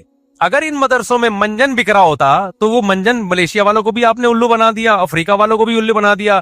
اس کا مطلب جو مدرسوں کے خلاف بول رہا ہے نا, وہ خلاف بول کے اپنی پڑیا اور منجن بیچ رہا ہے. مدارس منجن نہیں بیچ رہے, اسلام پڑھا رہے ہیں. ابے نہیں آئے گی سمجھ میں تم لوگوں کے, نہیں تو ایسے بے وقوفوں کے پیچھے پڑے رہو, پھر جا کے علماء کو چھوڑ دو تو گمراہ ہو جاؤ گے. حدیث میں آتا ہے, بخاری مسلم کی حدیث ہے کہ قرب قیامت میں اللہ علماء کو اٹھائے گا, لوگ جاہلوں کو مقتدا اور رہبر بنائیں گے. باقی وہ بات میں بار بار کرتا رہتا ہوں کہ بھئی پھر علماء میں 2 نمبر بھی تو ہیں, تو بھئی وہ تو ہر فیلڈ میں ہی 2 نمبر بھی ہوتے ہیں, تو آپ 2 نمبر کو نہیں, آپ 1 نمبر کے پاس جاؤ نا. لیکن آنا مسائل کا علم علماء ہی سکھائیں گے آپ کو. یہ نہیں ہو سکتا کہ مولویوں میں 2 نمبر بھی ہیں اور کیلے, چھوڑو وہ کسی کا نام نہیں لیتا, عجیب ٹائپ کی چیزیں مارکیٹ میں آ رہی ہیں نا. تو اب یہ نہیں ہو سکتا کہ آپ جو ہو کہ بھئی وہ کہو کہ یار یہ مولوی تو یوں ہیں تو لہذا اب میں دین سیکھوں گا میکینک سے.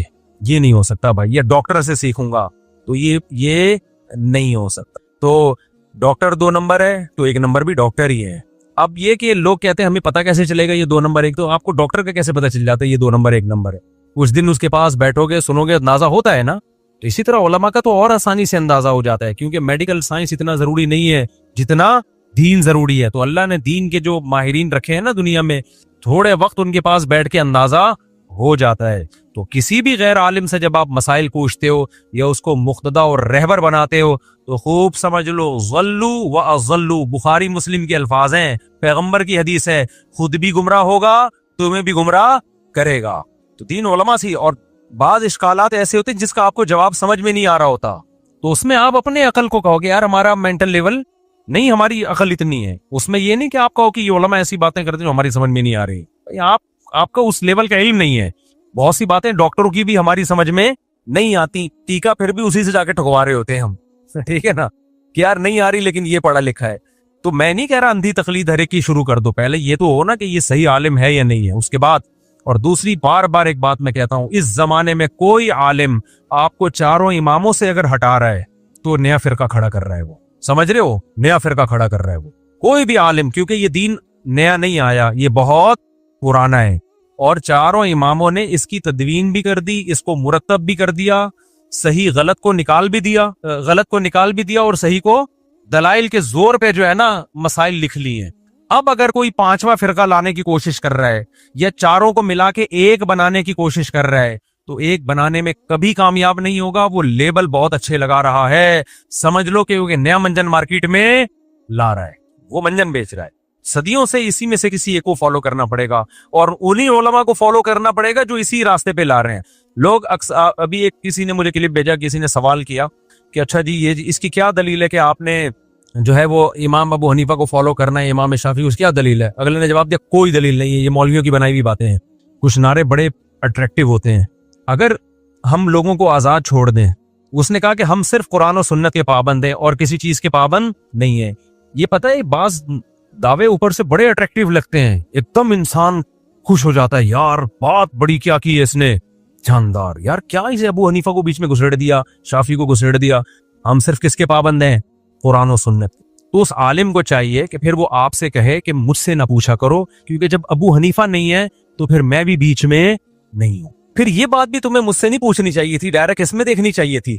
مجھے کیوں بیچ میں لا رہے ہو؟ جیسے ابو حنیفہ کی کوئی دلیل نہیں ہے کہ ان سے پوچھو, تو کسی بھی مولوی کی کوئی دلیل نہیں ہے, کسی کی بھی کوئی دلیل نہیں ہے. آپ ڈائریکٹ قرآن و سنت سے پوچھو. پھر پھر کیوں سنتے ہو فلاں کا کلپ؟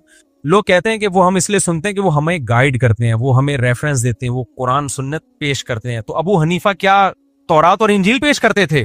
ساری فقہ کی کتابوں میں دلائل قرآن و سنت ہی سے لکھے ہوئے ہیں۔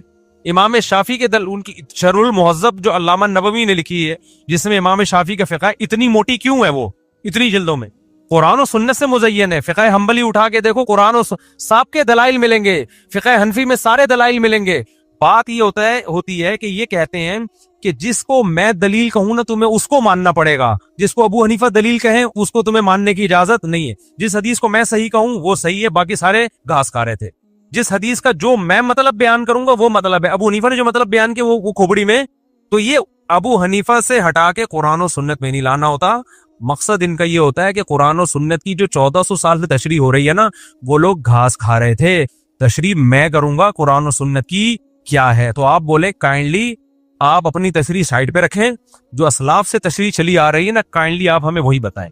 ایک عورت کسی عالم کے پاس گئی، افریقہ میں فقہ مالکی ہے نا، تو کسی عالم کے پاس گئی اور کہنے لگی کہ مجھے یہ مسئلہ بتائیں۔ انہوں نے کہا کہ قرآن و سنت سے بتاؤں یا امام مالک کا قول بتاؤں؟ اس نے کہا امام مالک کا قول بتا دیں آپ، وہ قرآن و سنت آپ سے زیادہ سمجھتے تھے، کیونکہ آپ جب اجتہاد کرو گے نا اس میں غلطی کا امکان زیادہ ہے، تو اس لیے امام مالک کائنڈلی امام مالک کا قول۔ وہ عورت بڑی ذہین تھی۔ آج کل کے اسکالرز یہی کر رہے ہیں، آپ کو مجتہدین سے کٹا کے کر کے آ رہے ہیں، پھر اپنی رائے مسلط کرتے ہیں، اور آپ ایک دفعہ مجتہدین سے کٹ گئے نا، پھر قرآن و سنت کے نام پہ منجن بیچنے سے زیادہ آسان کام دنیا میں کوئی نہیں ہے۔ ہر آدمی الو بنانے کی مشین بنا ہوا ہے۔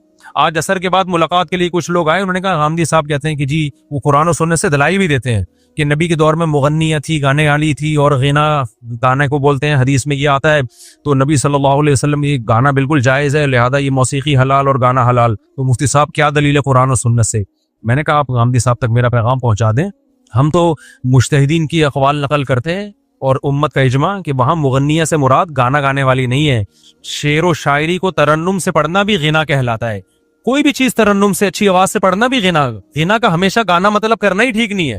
نبی صلی اللہ علیہ وسلم نے فرمایا من لم یتغنى بالقرآن لیس منا، جو قرآن میں تغنی نہیں کرتا، غنا نہیں کرتا، وہ ہم میں سے نہیں ہے۔ تو کیا قرآن گانا گا کے پڑھیں گے، ہم گنگنائیں گے کیا مطلب خوبصورت آواز سے جو قرآن نہیں پڑھتا وہ؟ تو خوبصورت آواز کو ترنم سے شاعری کو بھی کیا کہا جاتا ہے؟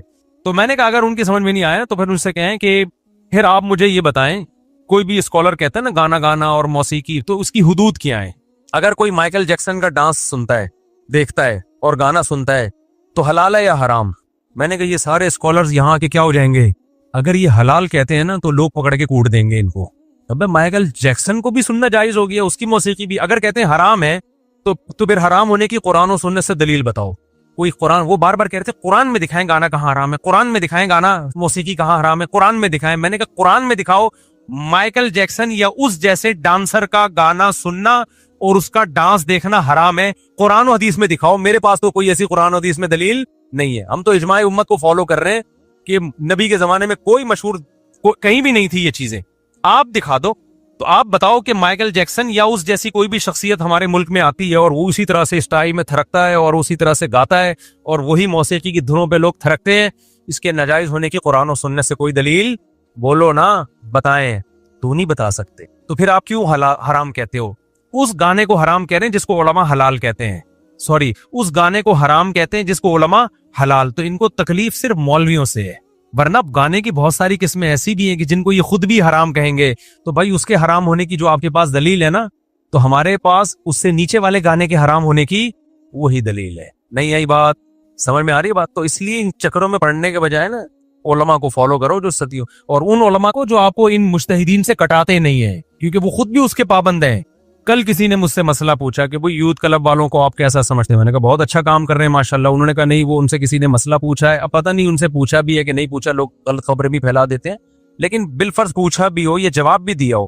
میں فرضی ایک مثال دے رہا ہوں، ہو سکتا ہے نہ ہو، کیونکہ جب تک پوری تحقیق نہ ہو کسی کی طرف کوئی بات منسوب نہیں کی جائے۔ تو یوتھ کلب والوں کو تو میں بھی بڑا سپورٹ کرتا ہوں، بہت اچھا کام کر رہے ہیں۔ انہوں نے کہا وہ نماز جو سکھا رہے ہیں لڑکیوں کو، وہ کہتے ہیں مرد اور عورت کی نماز میں کوئی فرق نہیں ہے، کوئی حدیث اس بارے میں نہیں ہے۔ تو میں نے کہا دیکھیں یوتھ کلب والے بڑا اچھا کام کر رہے ہیں، یہ فروئی مسائل کی وجہ سے کسی کو برا کہنا تو ٹھیک نہیں ہے، یہ چھوٹی نماز تو پڑھوا رہے ہیں نا۔ تو کہتے ہیں پھر آپ کی کے پاس کیا دلیل ہے؟ میں نے کہا یوتھ کلب والوں سے پھر میری پیغام پہنچا دیں، میرے سے بھی رابطے میں ہیں، اور बड़े अच्छी तरह, लेकिन मैं बहस करना नहीं चाहता किसी से इन मसलों में। ऐसा ना हो मेरा यूथ क्लब वालों से औरतों की नमाज पे मुनाजरा शुरू हो जाए, तो मैं नहीं चाहता मेरी सलाहियत इधर इस्तेमाल हो और उनकी सलाहियत मेरे खिलाफ इस्तेमाल हो। जो काम वो पॉजिटिव कर रहे हैं उनको करने दो, जो हम कर रहे हो हमें करने दो। लेकिन जो आम आदमी मुझसे मसला पूछने आएगा तो मैं उसको दलील दे देता हूँ। मैं कहता हूँ भाई अगर वो आपको ये दलील दे रहे हैं कि औरत मर्द की नमाज में फर्क किया है, तो आप बताओ कि भी उलमा से हमने यही सुना है। वो उलमा जो मुज्तहिदीन को फॉलो करते हैं, जो अपनी राय पेश कर रहे हैं, उनकी बात मैं नहीं कर रहा। जो मुज्तहिदीन को फॉलो कर रहे हैं सदियों से, वो ये कहते हैं औरत सिमट के नमाज पढ़ेगी, तो हम उन उलमा के फतवे को फॉलो करें। रहा मसला दलील का, तो उनसे कहें भाई इसकी क्या दलील है। अगर आप कहते हो कि औरत सिमट के नमाज पढ़ेगी, इस पर कोई हदीस नहीं है, बार बार मैं सवाल उठाता हूं, अब तक कोई जवाब किसी ने नहीं दिया। इसकी क्या दलील है कि औरत सफा मरवा में चलेगी दौड़ेगी? नहीं, कहीं भी हदीस में नहीं मिलता कि औरत चलेगी। बल्कि हदीस में तो ये मिलता है, जैसे हदीस में मिलता है जैसे मैंने नमाज पढ़ी ऐसे पढ़ो। तो हमारे अहले हदीस क्या कहते हैं, भाई नबी ने तो सिमट के नहीं पढ़ी है, तो औरतें भी सिमट के नहीं पढ़ेंगी। तो भाई इसी तरह हदीस में आता है खुदू अन्नी मनासिककुम, सही हदीस है, जैसे मैंने हज किया ऐसे हज करो। तो नबी तो सफा मरवा में दौड़े हैं, तो औरतें क्यों नहीं दौड़ रही हैं? नहीं आई बात, मेरा ख्याल है चारों इमामों का जो मजहब है ना, मजबूत बुनियादों पे कायम है, वो उसूल टूटते नहीं है। आजकल के जो स्कॉलर्स आ रहे हैं, कितने बड़े अल्लामे होंगे, मानते हैं तकवा भी होगा, भाई उन जैसा मेंटल लेवल नहीं है, वो उनकी इल्मी अप्रोच नहीं है, तभी तो पूरी दुनिया ने उनको फॉलो किया है। आज किसी स्कॉलर को इतना थोड़ी कोई फॉलो कर रहा है, बड़े बड़े अल्लामों ने उन चारों को फॉलो किया है। आज के स्कॉलर में 4 फॉलो कर रहे होंगे तो 4000 मुखालफत कर रहे होंगे, तो कौन ज्यादा लायक इत्तिबा है, इनकी तहकीक को माने या उनकी तहकीक को माने? तो उनकी तहकीक को माना जाएगा, जो सदियों से उम्मत उसको मान रही है। तो ये इसकी क्या दलील है कि भाई जो ये कहता है ना मर्द औरत सिमट के नहीं मर्दों की तरह पड़ेगी, हदीस में नहीं है, तो हदीस में ये भी नहीं है कि औरत चलेगी। बाज लोग फौरन हदीस पेश करते हैं कि हजरत आयशा का कौल है कि तुम्हारे लिए हम में उसवा हसना है, नमूना है, हम चलते हैं तो तुम भी चलो। पहली बात, हजरत आयशा का ये कौल किसी सही सनद से साबित नहीं है। नासिर अलबानी रहमहुल्लाह ने खुद एतराफ किया कि ये कौल सही नहीं है। और दूसरी बात, वो भी तो हजरत आयशा का कौल हो गया ना। जब आयशा का कौल हदीस के कौल के मुखालिफ होगा तो किसको लिया जाएगा? पैगंबर के कौल को लिया जाएगा ना। क्योंकि बार बार लोग कहते हैं किसी उम्मती को पैगंबर के मुकाबले में तरजीह नहीं देनी। नबी तो कह रहे हैं जैसे मैंने किया ऐसे करो, और हजरत आयशा कह रही है कि नहीं, हम जैसे कर रहे हैं वैसे करो।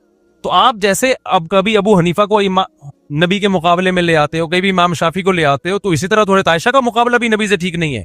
और अगर आयशा ही को फॉलो करना है, तो हजरत आयशा तो ये भी कह के गई है, बुखारी में लिखा हुआ है कि अगर नबी हमारे जमाने की औरतों को देख लेते तो औरतों को मस्जिदों में आने से रोक देते। दलील देते हैं कि नहीं, नबी ने क्या फरमाया, ला तमनउ इमा अल्लाहि मिनल मसाजिद, औरत भी मस्जिद में आएगी, औरत को नहीं रोक सकते आप। वहां आप हजरत आयशा के कौल को क्यों नहीं ले रहे, जबकि वो सही सनद से साबित है? तो कहीं भी उसूल जो है ना ये टिकते नहीं है। तो मैं इन लोगों से सवाल करता हूं जो औरत को कहते हैं सिमट के नमाज नहीं पड़ेगी, चौड़ी होकर मर्दों की तरह नमाज पड़ेगी, और दलील मांगते हैं, तो वो दलील इस पे भी हमें दें कि औरत सफा मरवा में चलेगी दौड़ेगी नहीं। वो इस पे भी दलील दें कि औरत रमल नहीं करेगी। हम जब जाते हैं ना उम्रा करने, हज करने, तो पहले 3 चक्रों में सीना अकड़ा के करते हैं, औरत सीना नहीं अकड़ाती। हालांकि नबी ने तो सीना अकड़ाया है, और नबी ने फरमाया कि जैसे मैंने उम्रा की हज की ऐसे करो, तो औरत को भी आप हुक्म दें। नबी सल्लल्लाहु अलैहि वसल्लम ने जोर से लब्बैक कहा, औरत कैसे लब्बैक कहती है, आहिस्ता लब्बैक कहती है। कोई दलील नहीं हमारे पास। अब्दुल्ला बिन उमर का ये कौल है, वो भी ज़ईफ सनद से है, वो भी सही हदीस नहीं है।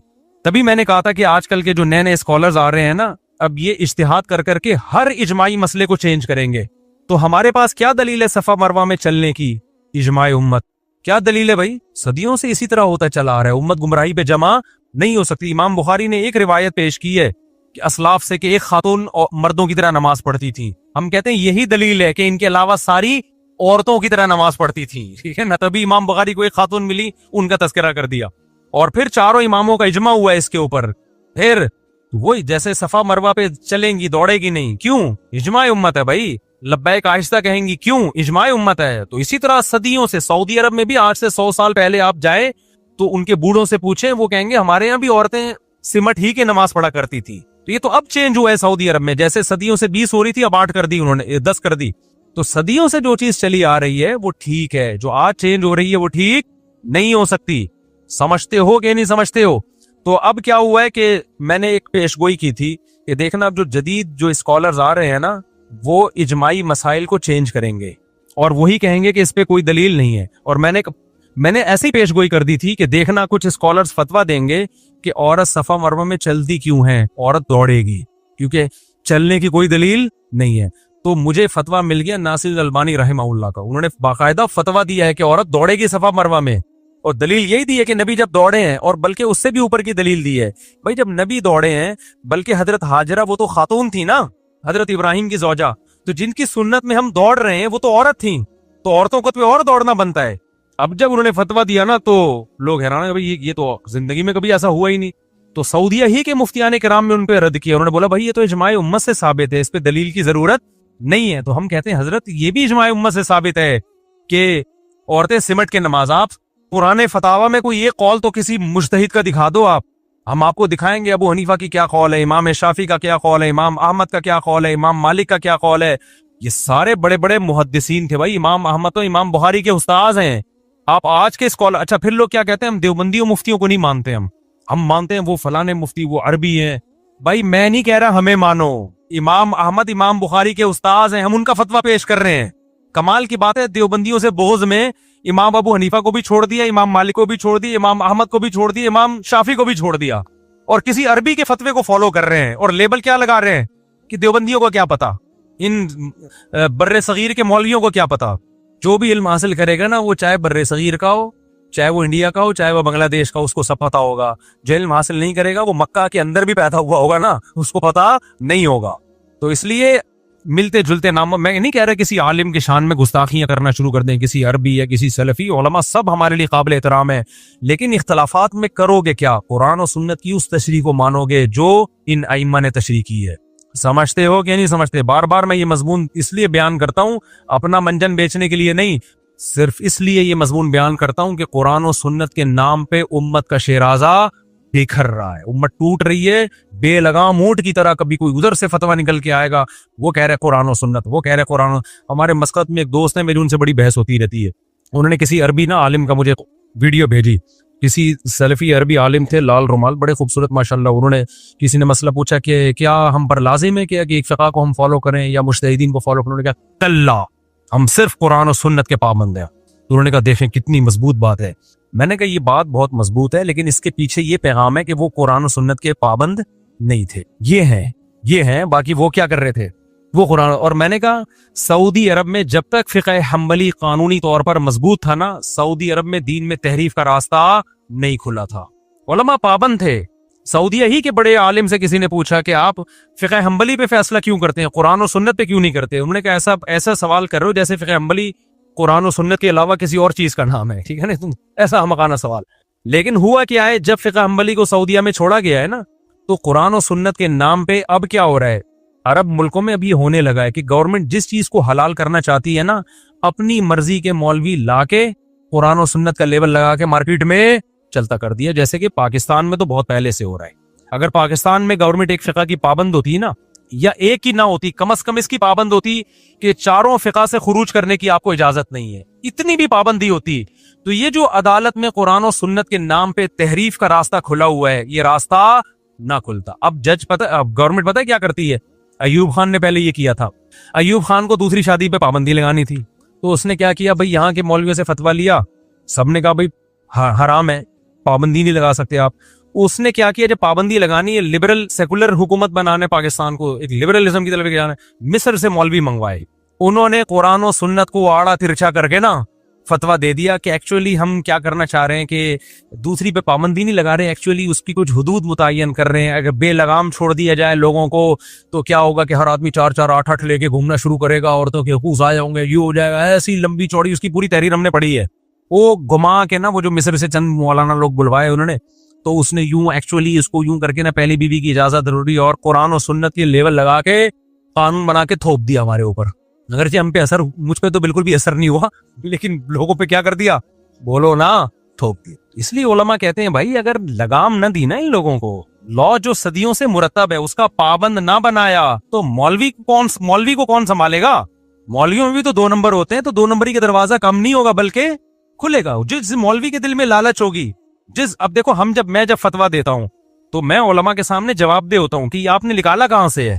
میں کہتا ہوں قرآن و سنت سے, وہ کہتے ہیں قرآن و سنت سے تو یہ بھی نکال سکتے تھے, یہ بھی نکال سکتے تھے. تو اس پہ پہلوں نے اس کا بھی حوالہ دو کہ پہلوں نے کیا فتویٰ دیا ہے, قانون کیا ہے جو مرتب ہے.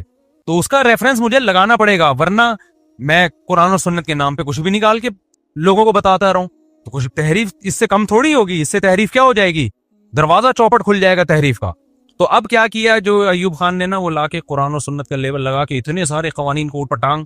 پھر علماء نے کہا کہ عورت جب شوہر جب مرتا ہے تو عدت بھی ہوتی ہے, 4 مہینے 10 دن ہے, طلاق ہوتی ہے, تو عورت کہیں اور نکاح نہیں کر سکتی, 3 مینسز کا آنا ضروری ہے. تو اس نے ایکچولی کر کے نا کہ قرآن نے 3 مینسز کا کہا تو 3 مینسز کے 90 دن بنتے ہیں, تو ہم نے نظم کی وجہ سے کہ لا مینجمنٹ کی وجہ سے 90 دن بنا دیے اس میں, اور پھر قرآن کی آیتوں سے ہی نکالا. اب دیکھو قرآن میں طلاق و مرتان 2 دفعہ طلاق تیسری دے دی تو اب رجوع کا حق نہیں ہے. دوسری طرف قرآن میں آتا ہے جب میاں بیوی میں جھگڑا ہو تو دونوں میں صلح کی کوشش کرو. اب اس نے 2 آیتوں کو آپس میں مکس کر دیا. جو مصر سے سیکولر قسم کے مولانا آئے تھے نا, انہوں نے کیا کیا, اب لوگ علماء سے مسئلہ پوچھتے, صحابہ تابعین سے بھی پوچھتے, تو یہ جواب ملتا جو بھی طلاق دے گا طلاق میں ریورس گیئر نہیں ہے. اس نے کیا کیا, 2 آیتوں کو مرج کر دیا کہ اصل میں قرآن یہ ایکچولی, جیسے ہم یہ سب ایکچولی کر کے نا سامنے والے کو ایسا وہ مسحور کر دیتے ہیں جادو, وہ کہتے ہیں یار علم تو کس کے پاس ہے, ان کے پاس ہے علم تو اصل میں, حالانکہ وہ پوری امت کے اجماع کے خلاف آپ آیت کی تفسیر کر رہے ہوتے. اس میں ایکچولی اور اس طرح کی چیزیں نکال دو تو بچتا ہی کچھ نہیں ہے. دلیل کی دنیا میں مضبوط نہیں ہوتا, وہ کسی صحابی کا وہ قول نہیں ہوتا. سارے صحابہ کے, 4 اماموں کے, اور جتنے بھی بڑے بڑے اسکالرز گزرے ہیں جنہوں نے دین کو سمجھا, ان کی ساری تحقیق ایک طرف ہو جاتی ہے اور یہ ایک نئی تحقیق سامنے آئی ہوتی ہے. تو علماء کیسے مانیں گے اس کو بھائی؟ پھر لوگ کہتے ہیں بھائی اگر امت اتنے عرصے سے گمراہ رہی ہے تو آج ہم کو کوئی صحیح راستہ بتا رہا ہے تو مان لو نا بھائی, یہ امت اتنے عرصے سے گمراہ رہ ہی نہیں سکتی. یہ بات ہی غلط ہے. یعنی یہ امت, نبی آخری نبی ہے, امت گمراہی پہ جمع ہوگی نہیں. قرآن و سنت نے پہلے تو اس کو ثابت کیا ہے کہ یہ بات ہی غلط ہے کہ سارے غلط تھے اور 4 آدمی صحیح ہیں, یہ ہو ہی نہیں سکتا. تو اب کیا کیا ایکچولی کر کے نا, انہوں نے کیا کیا, قرآن کی 2 آیتوں کو ملا دیا آپس میں. ایک طرف قرآن میں آتا ہے وَإِنْ خِفْتُمْ شِقَاقَ بَيْنِهِمَا فَابْعَثُوا حَكَمًا مِّنْ أَهْلِهِ وَحَكَمًا مِّنْ أَهْلِهَا. میاں بیوی میں جھگڑا ہو جائے تو دونوں کی طرف حکمین آئیں گے, فیصلہ کریں گے, صلح صفائی کریں گے. انہوں نے کیا کیا, انہوں نے کہا دھڑ دھڑ طلاقوں کا نظام ہے نا, یہ طلاقیں دے دی, یہ شریعت میں ہے ہی نہیں, لہذا دے بھی دیں تو اس کا کوئی اعتبار نہیں. بلکہ جب بھی جھگڑا ہوگا بے شک طلاقیں ہی ہو جائیں, پہلے یونین کونسل ان کے درمیان میں بیٹھ کے کیا کرائے گی, صلح صفائی. دونوں آیتوں کو آپس میں کیا کر, حالانکہ وہ ایک الگ آیت ہے, وہ طلاق سے پہلے کے بارے میں ہے, لیکن صاف الفاظ نہیں لکھے ہوئے کہ طلاق سے پہلے یہ کرنا ہے. کیونکہ یہ تو کامن سینس کی بات ہے نا کہ جھگڑا جب ہوگا تو صلح جب بھی ہوگی نا جب وہ میاں بیوی ہوں. طلاق کے بعد تو میاں بیوی رہے نہیں ہے, وہ یہ تو کامن سینس کی بات تھی. تو ایسی سینس کی باتیں کامن سینس کی قرآن تھوڑی ان کو بار بار ہائی لائٹ کرے گا. تو قرآن نے کہا بھائی دونوں میں جھگڑا ہو تو پہلے صلح کی کوشش ہو. تو انہوں نے کہا بھائی دونوں میں جھگڑا ہو اور طلاق ہو بھی گئی تو قرآن تو کہہ رہے پہلے کیا کوشش ہوگی, صلح. اب صلح میں قرآن کہہ رہے اس خاندان کا, انہوں نے کہا خاندان مندان تھوڑی یونین کونسل ہی بنا دو نا, خاندان کے ٹینشن سے ہی بچت. اب پاکستان میں جو عدالتوں میں قانون چل رہا ہے وہ یہ چل رہا ہے کہ جب آپ طلاق دیتے ہیں تو عدالت نہیں مانتی اس طلاق کو. وہ تو لوگ عدالت کو نہیں مانتے, مفتیوں سے فتویٰ لے لیتے ہیں اس لیے, ورنہ کورٹ میں جو لا ہے وہ یہ ہے کہ یہ طلاق کنسیڈر نہیں ہے, بلکہ یہ طلاق کے پیپر پہلے یونین کونسل میں جائیں گے, یونین کونسل کے لوگ آئیں گے اور وہ دونوں میں صلح کی کوشش کریں گے. 90 دن کے اندر ہو گئی تو وہ طلاق کالعدم ہے, اگر نہیں ہوئی تو پھر یونین کونسل اس طلاق کو ویلڈ مانے گی تو ہوگی, وہ بھی ایک ہوگی, ورنہ نہیں ہوگی. یہ اب امپلیمنٹ اس لیے نہیں ہوا اس قانون کا کہ یونین کونسل والا بھی کون سا آ رہا ہے بیٹھ کے, وہ بھی گھر بیٹھا ہوا ہے, اس نے کہا ہو گئی نہیں ہو گئی, ہمیں تو پیسے مل رہے ہیں. تو نہ وہ اپنی ذمہ داری پوری کر رہے ہیں نہ عدالتیں پوری کر رہی ہیں, تو اس لیے چل اسلام ہی رہا ہے. لیکن لا جو آپ کا بنا ہوا ہے نا وہ یہ ہے, اور اس سب پہ کیا لیبل لگا ہوا ہے, قرآن و سنت کے عین مطابق. جب جنرل مشرف نے یہ جو خلا کا قانون بنایا کہ عورت کے پاس مکمل طلاق کا اختیار چلا جائے, اگر پاکستان میں لا ہوتا کہ 4 اماموں کے جو تحقیق ہے اس کے بغیر قانون پاس ہو نہیں سکتا, تو کبھی بھی یہ خلا کا قانون پاس نہیں ہوتا, کیونکہ اسلام میں ہے ہی نہیں یہ خلا کا یہ والا سیٹ اپ. تو جنرل مشرف نے کیا کیا, قرآن و سنت کا لیبل لگایا, خلا کے لفظ قرآن سے لیا اور اپنی طرف سے اس میں ایڈیشن یہ کی کہ یک طرفہ اور کچھ اوٹ پٹانگ. اور ہو سکتا ہے مفتی تو مارکیٹ میں ہر طرح کے مل جاتے ہیں, کچھ مولانا بھی مل گئے ہوں گے. چند دن پہلے ایک اسلامک یونیورسٹی کے ایک اسکالر کا پورا مضمون آیا ہے اور انہوں نے لکھا ہے کہ یک طرفہ خلا بھی صحیح ہے, عورت کو پورا. ایک اور مولانا صاحب ہیں, مولانا تو نہیں ہے اسکالر ہیں, ان کے بھی اپنی طرف سے تحقیق چلا دی انہوں نے کہ مکمل عورت کو طلاق کا اختیار ہے, اس کو ہم کہیں گے خلا, حالانکہ یہ بالکل غلط ہے. اس پہ تو بہت سارے دلائل ہیں. تو کیا ہوا کہ وہ ایسا خاندان نظام کی ایسی کی تیسی. اب جس عورت کو وسیم بھائی اچھے لگ رہے ہیں وہ کورٹ میں جا رہی ہے کہ ابے جان چھڑا یہاں سے. میرے پاس کیس آیا, ایک آدمی نے 1.5 کروڑ کا پلاٹ دیا اپنی بیوی کو محبت میں, بیگم نے لے لیا, अगले दिन जाके केस फाइल किया, बीवी भी गई, प्लॉट भी गया। लेकिन आप जज से पूछेंगे, वकील से पूछेंगे, बोलेंगे ऐन कुरान और सुन्नत के मुताबिक है। तो मेरे भाई ये मंजन बिक रहा है कुरान और सुन्नत के नाम का। तो हम जो आपको कहते हैं ना मुजतहिदीन को फॉलो करो, अपना मंजन बेचना होता तो हम कहते हैं मेरी तहकीक को फॉलो करो। आज जो अपना मंजन बेच रहा है वो कह रहे हैं मेरी तहकीक को फॉलो करो। ये सारे मौलवी मंजन बेच रहे हैं, और जिसकी तरफ निस्बत की जाती है मंजन बेच रहे हैं वो अपनी तहकीक नहीं बता रहे, वो कह रहे हैं भाई जो सहाबा ताबीन और अइम्मा अरबा की तहकीक है उसको फॉलो करो। तो मंजन कौन बेच रहा है? मंजन वो बेच रहा है जो इन उलमा के खिलाफ कर रहा है। आपको नहीं आ रही तो जाओ, हदीस में आता है उलमा को लोग छोड़ देंगे, खुद भी गुमराह होंगे, जो स्कॉलर्स हैं वो खुद भी गुमराह होंगे और दूसरों को भी गुमराह करेंगे। तो आप अल्लाह से, हमारे बस में जो था भाई हमने समझा दिया, आपकी मर्जी जो चाहे करे, आप ना माने उलमा की। मंजन में ही लगे रहे बैठ गए, चूरन और मंजन में। क्या हो गया भाई, ये पढ़े ही नहीं है, इसको तो मैंने कचुम्बड़ बना दिया यार। सारा गुस्सा इस पे निकला है असल में। बस ये आखिरी एहतराम क्या लिखा हुआ है भाई, एहतराम